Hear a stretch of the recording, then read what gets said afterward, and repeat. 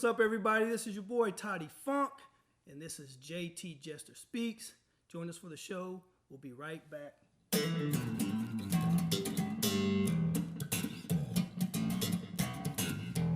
Alrighty, well, thank you so much, Toddefunk, for being here. I'm so excited to have you on my show and hear a little bit about your story. Oh, wow. And about your music, and Okay. you even brought your guitar today, so we get to hear a little bit of that too. Okay. So I was wondering, where did music become a passion in your life?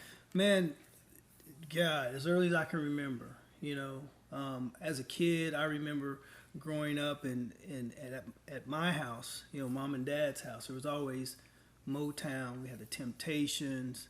My stepfather at the time, he was a big James Brown fan, and Sly and the Family Stone and the Jackson 5. You know what I'm saying? Yes. And so it all started there. My Aunt Karen, they actually lived next door to us when we were growing up.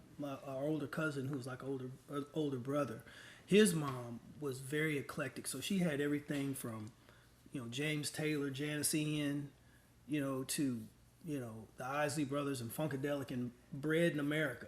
She had everything, and at Grandma and Grandpa's house, they had my grandfather, my mom's dad, he was a big Blue Note jazz fan, and my grandmother loved James Cleveland. So we had all of those, I had all those influences working, Exactly. at an early age, man. Well, that's awesome. Being from Detroit, I know a little bit about Motown. Yeah, Motor City. Exactly. And so you play with some of the most well-known artists. Mm-hmm. And what would be one of your bucket list people to play with? Oh, Dead or man. alive? Dead or alive. I never told these stories before, but I've been holding on to them for a while, so I can share. So, Dead or Alive bucket list: Prince, Lenny Kravitz. And I had two very close encounters with both of those gentlemen that left, indelible marks on my life, and I was very honored, to be considered to be, each of those guys' bass player at one time or another. I was going through a real dark period, and these opportunities actually kind of came back to back. It was amazing. I have friends that played with Prince, since about 91, since around the Diamonds and Pearls era. And so I would always go to Minneapolis, just, here and there. And once I started touring regularly, we would always play Minneapolis. So that was always, I could kind of count on being up there at least once a year and kind of make a hang out of it. Because of that, I had an opportunity to go to church with Prince. That was very interesting. And one of my favorite bass players at the time that was playing with Prince, Larry Graham, and he and his wife, and spent time with them. And so I had these opportunities, and then Prince had a transition where he was looking to put a new band together. And because I played with Morris Hayes, Mr. Hayes, we came out of a band out of Austin, Texas together called The Business. He always, looked out for me in that respect and knew I was a big fan, knew I knew the music. And so when there was a time for the auditions come up, I got a call and he said, "Hey man, Prince is looking for a bass player. I know you know the music here. Here's a list, study, and I'll let you know what's happening." But Ida Nilsson, she was up there at the time, and man, she was, doing the thing. So that never materialized because he ended up putting the girl group together. Okay. The other situation with Lenny Kravitz was really cool, man. Where I was on tour with Toby Mac, and I got a phone call. Well, we pulled into Boulder somewhere, had a day off. So I get in the hotel room, unpack my bags. I'm sitting on the edge of the bed going through my phone, and I'm listening to my messages, and I get this message: "Hey Todd, it's Lenny Kravitz calling." And I'm listening, and then the phone cut off when he was leaving his message. I said, "Man, somebody's joking, whatever." I said, "Well, let me see what's happening." So I called back here. I called back to Nashville and said, "Hey Zorro," I said, "Man, I think Lenny called me." He said, "Yeah, he called me the other day looking for you, man. I gave him your number, blah, blah, blah." And I was like, "Okay, straight."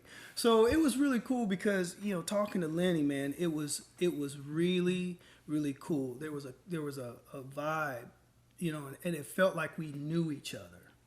And then when I went to LA for the audition, it was super dope because he was real cool, very down to earth, man. I mean, he was being pulled from one, I hardly ever saw him. I think we talked more on the phone and texting than we did when I was there, because it was a week of the Grammys, and I mean he was in and out, in and out, in and out, you know. But it was a really awesome experience. I didn't get the gig. Actually, Gail Ann Dorsey got the gig. She's an awesome bass player, but that would have been, you know, either one of those. You know what I'm saying? That would have been the way to go for me, you know, because those are guys that were on my bucket list, and you know might still get a shot with Lynn later on in the future. Who knows? You know? Well, what an awesome opportunity it was too to be. Yeah. To be doing that and to have those experiences. Absolutely, them, so. absolutely. Yeah, you know, and I'm not to sugarcoat it, man. You know, the Lenny thing, it was really cool. It was a real tough lesson for me because, like I said, I was going through a real heavy period, and I think, you know, that gig was. It wasn't like a very difficult gig. The music wasn't. What I'm saying, the music wasn't hard. But because I wasn't mentally in the space that I should have been, I wasn't 100% dialed in. And I think he picked up on that. I think maybe Craig did too. And so, you know, I'm just going to be honest and be transparent. Just, you know, just say that, you know, as a young musician, you know, you always want to be prepared. You know, if you're going to take somebody's time, you know, and have them spend money on you, you want to make sure that you're 100% on. I mean, that's probably the biggest regret that I have as a player, as a musician. Yeah. You know? Would you say that was a huge learning experience for you? Oh, absolutely. And you know, Lynn was very gracious, you know, but I knew, you know, that I had let not only him down but myself, you know, because I knew that he really wanted me to be in the band, but because I was exhibiting some inconsistencies, you know, I missed out on a great opportunity. You know what I'm saying? Yep. But did that shape you and push you to some of the amazing opportunities that you've gotten today and continue? Would you say it was a turning point? Absolutely, because, you know, it's like, you know, I was with Toby Mac at the time and been with him for years, you know, at this point, you know, and Toby's gig, you know, I could do it in my sleep. You know what I'm saying? So I think maybe there was a little bit of, you know, maybe taking things for granted, you know, and just because I was being blindsided with all this other stuff, man, I was in a place where it was almost like, man, it wasn't like I didn't care. It was like, man, I was in the boxing ring, you know, 24/7, and I just felt beat up. I was just tired, you know, and I just kind of let my guard down. And you sometimes your talent can carry you, you know, even if you don't, you know, do the things 100%, you know. And I think maybe, you know, I was like, okay, I got this, even though, you know, I should be paying a little bit more detail to this, you know, I can get it because, you know, in and of my own ability to play, you know, I knew I could do it, but not so, you know. So it taught me to, you know, no matter what's going on, you know, never take anything for granted. You know what I'm saying? Yeah. You know, don't ever take it for granted and always show up. With your mindset ready to go. Yeah, man. You know, and if you're not in that space, just, you know, respectfully decline, you know. And I think I was afraid, you know, I was afraid of missing out, but that was, you know, that was ego, that was selfishness. There was a lot of, you know, there's a lot of things creeping in, you know, that you know, kind of, you know, weighed in and like I said, you know, I missed out on an awesome opportunity, you know. Yeah. So when playing and performing with Toby Mac and other individuals and being out there on the stage, I know before concerts and as well as after concerts that you're very involved with the fans and involved with the kids. And, and it seems like you really you know, want to inspire them to go and chase their dreams and to share their story. Absolutely. And with that, you know, what was sort of the turning point, or what pushed you to do that? Why do you do that? You know, because when I was a kid growing up, you know, my brother, he plays drums, you know, and we played together and we dreamed together. You know, we dream of doing music together, and we will, you know what I'm saying? But it was always, you know, the heroes that we were looking up to, you know, whether it was Earth, Wind, and Fire or, you know, Parliament Funkadelic or the Isley Brothers or the Commodores or Slave or Gap Band, whoever it was, you know, we were always like, man, when we were at those shows, we were like, man, I wish we could meet these guys. I wish we could meet these guys. If there was a way we could get backstage, you know, the tour bus, you know, what's happening back there, you know, on the side. You're looking, you know, we're looking as kids desiring to be there. So we're not just looking at the stage, man. We're looking off to the side. We're trying to see what's going on back around the stage, the whole 9 yards. So it's like when I was afforded this opportunity, to play large arenas, around the world, in these stages, these what we used to call as kids the big stage. You know what I'm saying? I said, you know what? I remember what it was like being a kid and wanting to have that access. So I was going to do all that I could, to be that to these kids and to give back to them. Give back to them, yeah. And it's just amazing, man, because you don't know what people might be going through. You don't know what impact that you might have on somebody, and it's awesome because oftentimes I'll get an email, or management will get an email and something happened maybe a year ago or months ago, and you're like, wow, and just the impact and things that you have on people in a positive way is very rewarding. Yes. Yeah. Just a hello can be so impactful. Yeah, to man. A smile, a pat on the head, exactly. Whatever. A neck hug or what. You know what I'm saying? And let true. alone a conversation. And that's what I would do, man. I'd get out and go and take pictures and sign and just talk to fans and just just have a great time, man. Because they gave back to me as much as I gave to them. Yes. Yeah. So with my platform, I'm all about encouraging others and empowering others. What is one of the most powerful stories in your life that has either impacted you or changed your direction in life? Man, okay. So I was living in Austin, Texas. I was newly married, had a baby, I think my oldest daughter was maybe 2 at the time, and I had a couple buddies that were in town on tour, and I'll never forget. Shout out to the homie Derek O, the timekeeper, Derek Organ, came out to my spot, man, and we were talking, and he, and I was still on the grind, trying to get. I don't even think I had an artist gig at the time. I was in Austin playing with a cover band called The Business, one of the baddest bands I ever played with. But anyway, we were talking, and I was just sharing with him that, man, I really want to do this. I really want to do this. And one thing he told me, man, he kind of looked around, my former wife, she was in the kitchen, and the baby was doing her thing, and he kind of looked around. He said, "You're all right. You there?" And I looked at him. I said, "What do you mean?" He said, "Man," he said, "What are you doing right now?" I said, "Well, man, I'm playing music." And he said, "Exactly." He said, "Look, you got your house, you got your family in town, you're paying your bills, you know what I'm saying? You're doing life as a musician." He said, "Man, that's success." And so basically, all that to say that he challenged me not to look at all the things that sometimes we look at, the tour buses, the videos, all the extremities, all the gloss of the music industry. He was like, "Man, you're playing music, you're paying your bills, you're taking care of your family. That's success." And so at that point, being challenged to redetermine what I thought success was, it really helped me, because then I could live life normally, kind of taking a breath and be like, okay, this is what it's like. But I just have different chapters that I'm going to go through to get ultimately to where I want to be.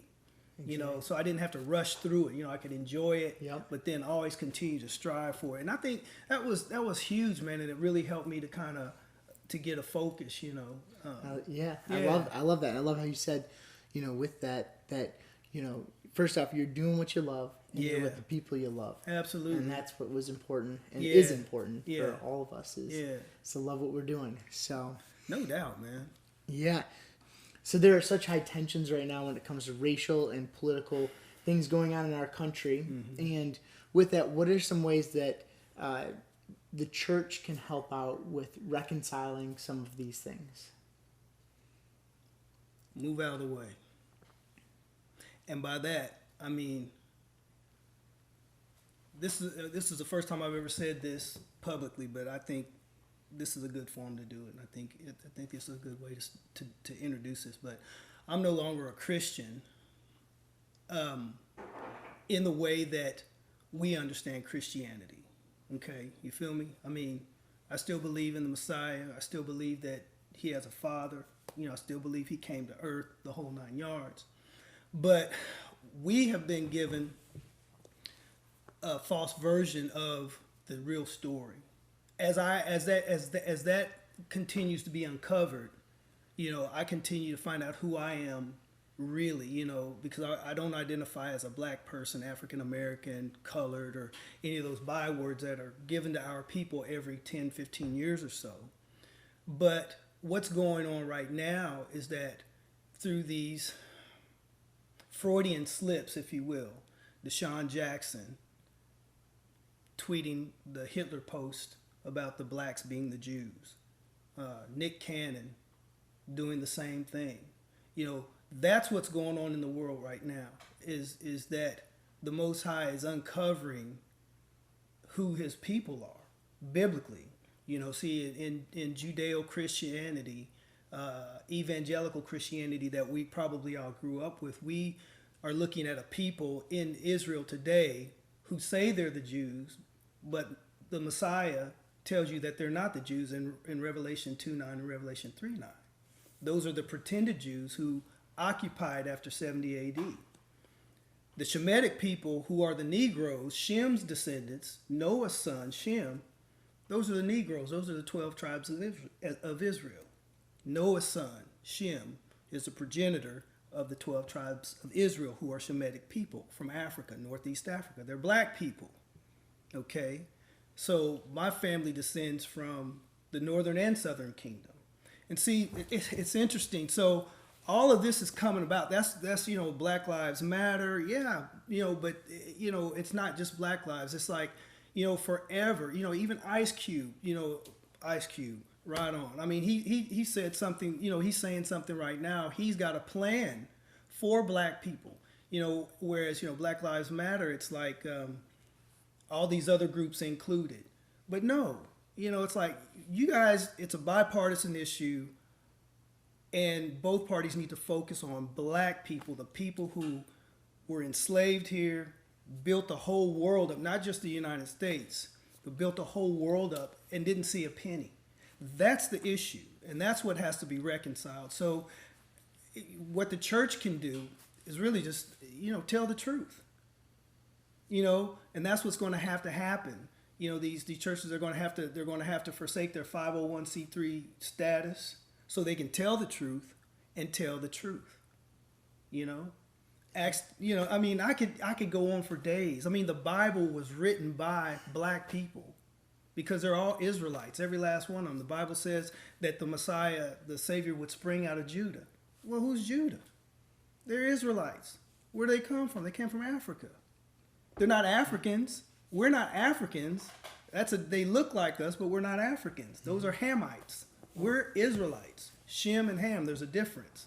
So that, and until those things can be, you know, rectified, you know, not black people that have been put in front of us that say they're for us, like your Al Sharptons, you know, even Kamala Harris. She, you know, these people, they're not really for us. Mm-hmm. You know, they're really not, and we've always had an issue in, you know, our nation, you know, since J. Edgar Hoover, COINTELPRO. I mean, you know, subversion from the inside. There's always that. So there's got to be a real agenda for black people, the descendants of the slaves that were already here before Columbus in 1492 and that came over in the 1600s. And until that issue was settled, it's just going to be the same old thing warmed over. Yeah. Well, one thing you touched on was the truth, and about, you know, all this together, that, you know, the only thing that, like you said, that we can do is tell the truth about our history, about, you know, the future, and the future of how we can get to mm-hmm. where we will all come together and be strong together, and the truth is truly what will get us there. Absolutely. And you know, and it's like it doesn't have anything to. It's not a racial issue, but people need to understand. You know, when you're talking about Christianity, you have to remember who persecuted the Messiah, who killed the Messiah, who was in rulership then. It was Rome. And where did we get Christianity from? We got it from Rome. All right. So when Rome destroyed Jerusalem and the Israelites were scattered abroad, what happened? Well, they took all their records and they fashioned these books, and they had councils, and they came up with the virgin birth. They came up with the Trinity. They came up with all these doctrines that didn't have anything to do with the truth, and they gave it to us. And how did we get it? We got it we got it through slavery. Feel me? Mm-hmm. It was under pain of death. Because before Columbus came over here in these Americas in 1492, we didn't have a church, but we worshiped the Most High. We worshiped the Most High Yahweh in spirit and truth. But see, when Christopher Columbus came, he came with a sword, he came with the cross, and he came with Jesus Christ, or Cesare Borgia, Cesare Borgia, Pope Alexander VI, that image. See, that's a whole different deal. Mm-hmm. And we all got it by hook or crook. You know what I'm saying? So there has to be some unlearning, because when you really read the Bible and you understand that, when Malachi ends and the New Testament Matthew begins, well, the Catholic Church took out about 400 years of history, so you couldn't understand what Daniel was talking about when he was talking about King Nebuchadnezzar's dream and the order of the succession of the world powers. Well, what was going on with those Israelites before Matthew? Well, if you don't know that, you're lost, period. You don't know where Christianity comes from. You don't know, what happened to the people of Israel. You don't know where the northern kingdom is. Christians, they can't tell you where the northern kingdom of Israel is because it's not in the Bible. It's in another book, and that's a whole different thing. But they're all books that were written by the patriarchs, and you have to put it all together. Yeah. And read the Bible, as the prophet Isaiah said. You have to precept the Bible. You can't read it like a Harlequin romance. You got to precept it, or you're going to be lost, because that's how the Most High set it up. Mm-hmm. Because he knew the deception that was coming and the destruction of his people. So he gave us instruction on how we could get the truth and the real understanding when we read the Bible. Yeah. And I don't know, man, I'm all over the place, man. Well, but I have to say that, one thing is we talk about truth, but we also talking about there, what really stuck out is, we have to know our history. Absolutely. And we have to do our own research to understand that. Yeah. And we can't rely on other individuals to tell us our history. And that's what was a life change for me. It's like, because in school, we never really learned our history except, slavery, Dr. King, Rosa Parks. But what was before that? You know what I'm saying? So when I started doing my own due diligent research and really just asking the Most High for truth, then I began to understand, when I would read the Bible, don't just read over words.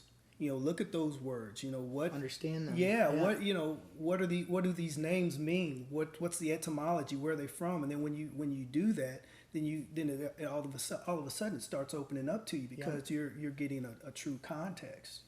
Well, I have to say that you definitely do your research, and I love to hear that from you and learn from you too. Absolutely. So thank you for that. Absolutely. And also, I just wanted to shout out there sort of your platform, and how do people get in touch with you? How do they learn more about what you're doing as an artist? And I know you have your own podcast and a lot of exciting stuff going on. So how do people find you? Man, I'm online.